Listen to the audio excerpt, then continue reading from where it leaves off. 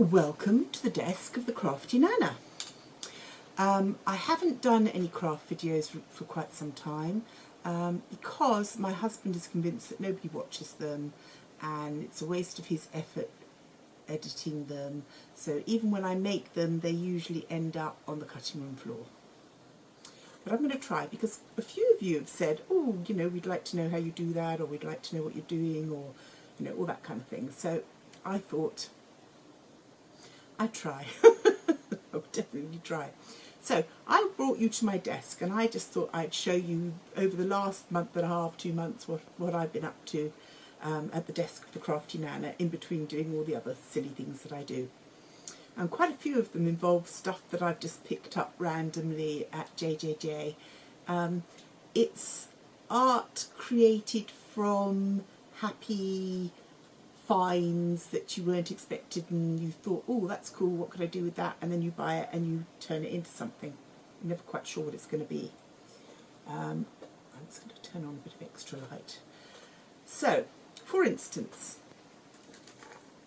in Jalan Jalan, I found these little paper cones with little iris flowers in them. I'm always making little bits of artwork for my children to inspire them to make things as well. And I'd already previously found a bag with little tiny frogs in it. So I'd got a whole bag full of little tiny frogs. I found these irises. So I made little pond shrines. I painted a little iris on there, chopped up all the leaves and put them on, made some pond lilies, and put the frogs on. I had tiddled the frogs up a bit because the frogs were quite sort of flat, and so I gave them bead eyes and built up their faces a little bit more and made them look more frog-like. And then I added some bead dangles because I like dangles on my shrines. I make quite a lot of shrines in different ways, and I thought that was quite a cool one to do. In fact, I had been intending to do something sort of like this and just hadn't got round to it. So, found the irises, and then this is what I made to use them.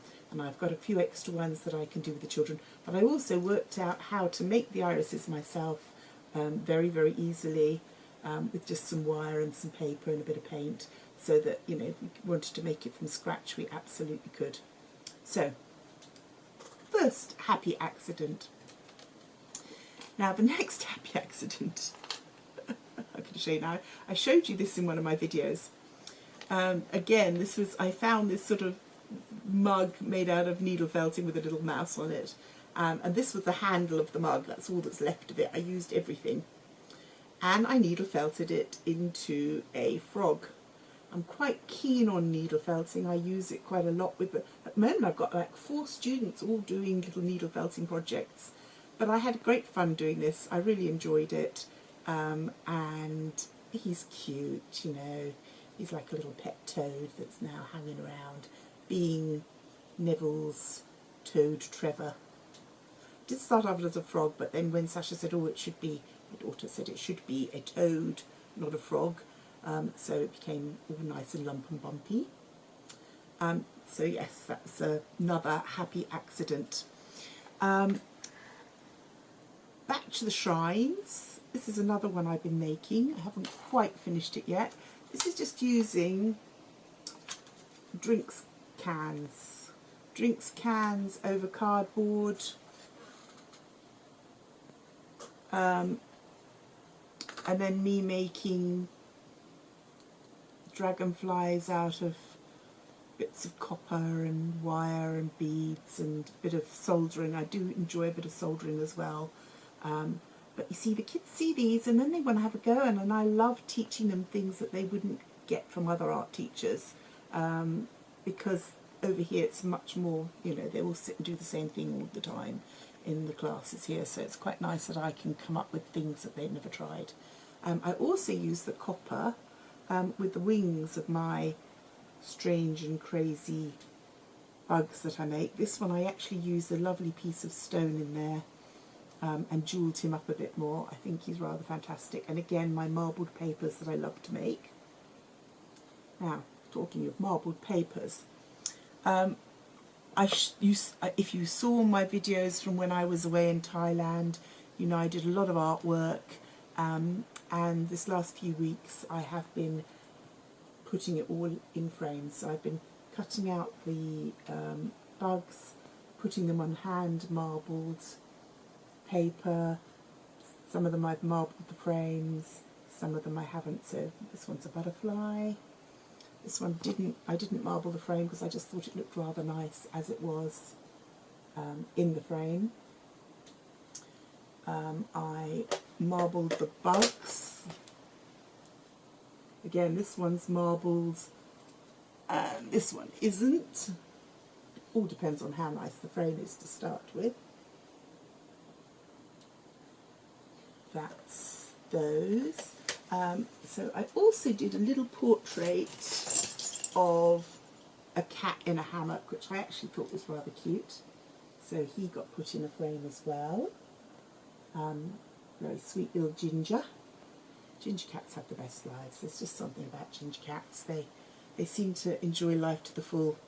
I'm hoping that's not too glary and you can see it. Here's another cat. Cat cuddling my handbag whilst I was having lunch. Rather cute, nice colours. Very simple, nice little watercolour. And all these frames are from Jalan, Japan, all cheap and cheerful, none of them more than 10 ringgit. And there's my little cockerel. I thought the red frame and the gold picked out the colours in him rather nicely. So he's done as well. So I've been quite busy really. This was a little poodle, I think he's a poodle, that belongs to one of my students.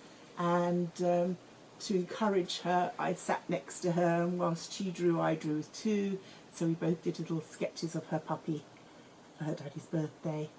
So that's her little puppy. But again, I tend to frame these things up, put them on the wall to encourage the kids to, you know, think about what they want to do. And a lot of them, you know, doing portraits of their own pets is really good for them to do something from real life. Another thing that I've been making quite a bit of this week, or last few weeks, have been jewellery. I wanted to use some of my, I'll just separate the earrings here. I wanted to use some of my bug casings. I've got to work out which is the right side, and it's the right side. So I made myself a bug casing necklace. I love the noise these make as they rattle. And I made matching earrings to go with them. Whoop! Sorry. I really like these. I haven't worn them yet. I shall have to come up with an outfit that does them justice, that needs a real pop of green. I added in the pieces of, well, it's Pouvre shell, but it has a name, and for the life of me, my brain's gone completely blank on that for the moment. Anyway, so yes, I'm liking those. Be interesting to see what they look like. I'm still not sure that it should have come longer in the middle, just maybe another single dangle, because at the moment it looks sort of a bit square at the bottom, but we shall see. So I've made those. For the Halloween, I did a Day of the Dead where I made the whole costume, and I made this amazing, crazy piece of jewellery, which I'd be quite happy to call it art.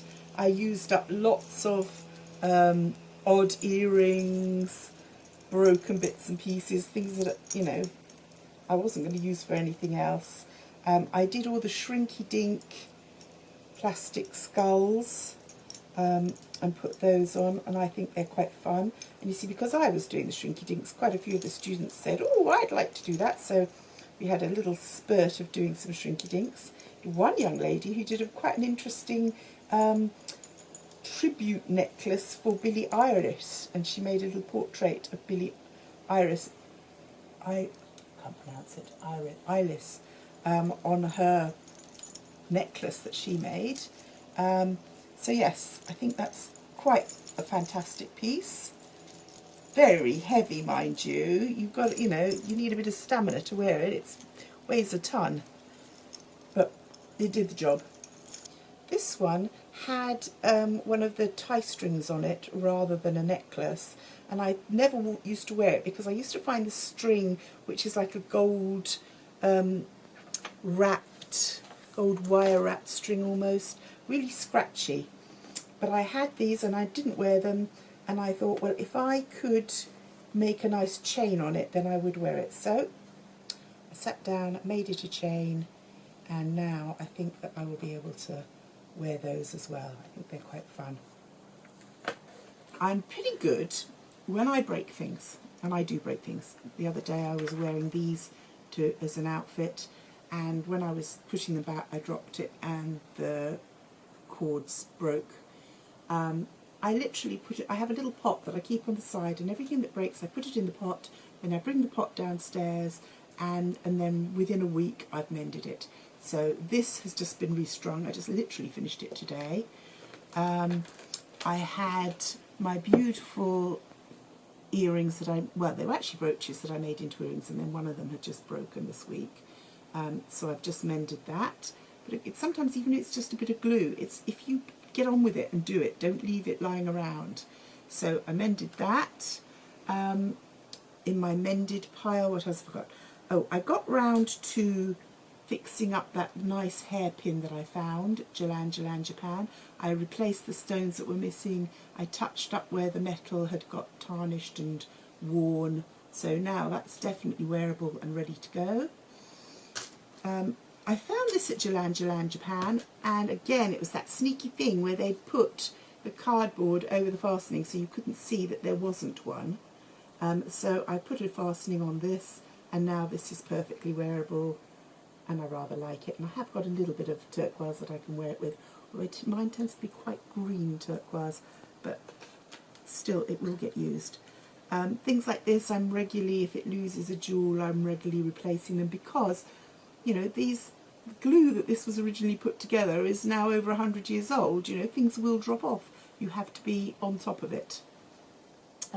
I did show this before, but you know, not everybody's seen all my videos. So I found this in Jalan Japan, and it was on this horrible piece of string, and it literally had no fastener, just empty wires. So I rethreaded it. I keep on top of these things. These can all go back upstairs to my dressing room now, ready for using again. And all throughout that, I also keep up my diary. Now, I've tried to film this for you. I've tried to sort of inspire you to do this kind of thing. But again, my husband thinks it's absolutely the most tedious, boring thing in the world. But I don't keep a written diary. I keep an art diary. So everything I do, I put it in as pictures. So when I was needle felting my cat heads, they're in there, and I'm trying on clothes, artwork I'm doing with my students, more clothes, try-ons, banduro, going to Japan, meeting up with friends, going to Harry Potter Land. All the things that I do, I put them in as art, and I thoroughly enjoy myself. This cat, unfortunately, my friend just lost her cat this week.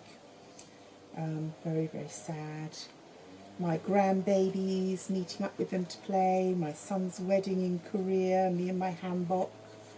And then on and on until, you know, going off to Thailand. I put quite a few of the drawings I did in here. And I will keep working on it. I don't get everything finished at once. I go back and work on things. I've probably got about 5 of these now. I've been doing it for about 6 years. I love it. I really love it. And when I want to look something up, I can go back and find places I went to and things I was doing, because they're all in the books.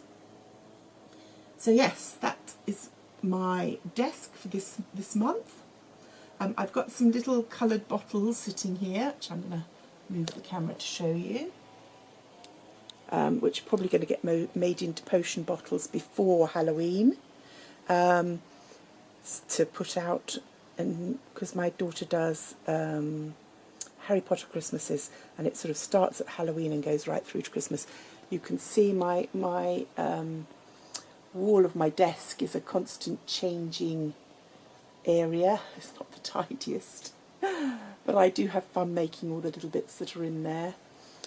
You can see some of the really fancy bugs that I've been making recently up here on the wall. They've been getting more and more outrageous, I have to admit. There's another one of those little copper dragonflies. That's the first one I made, and I thought, oh, I enjoyed that. I'd like to make some more, so I did. So yes, this is the happy place for the Crafty Nana. You probably noticed, if you've watched a few of my videos now, that happy is a word I use very often. And I use it very often because it is my mantra. I try to be a really happy person. And I try to choose to be happy, not to let people make me sad, not to let things that are going on around me make me sad. I mean, sometimes I do get grumpy. I'm just a human being. But in general, I really, really, really, really strive to be positive and happy.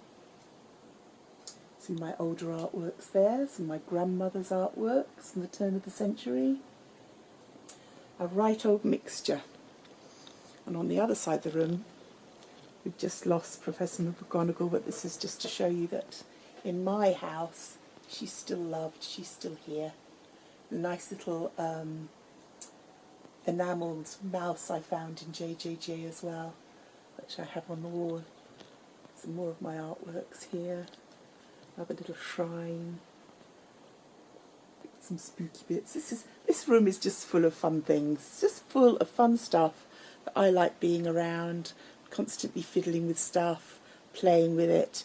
I think if you look too close, you probably think I'm absolutely, totally mad. There's dried frogs and dead bugs and bird skulls and all sorts of bugs and beetles and lizards and all sorts of yucky things in here, but you know, it makes me smile.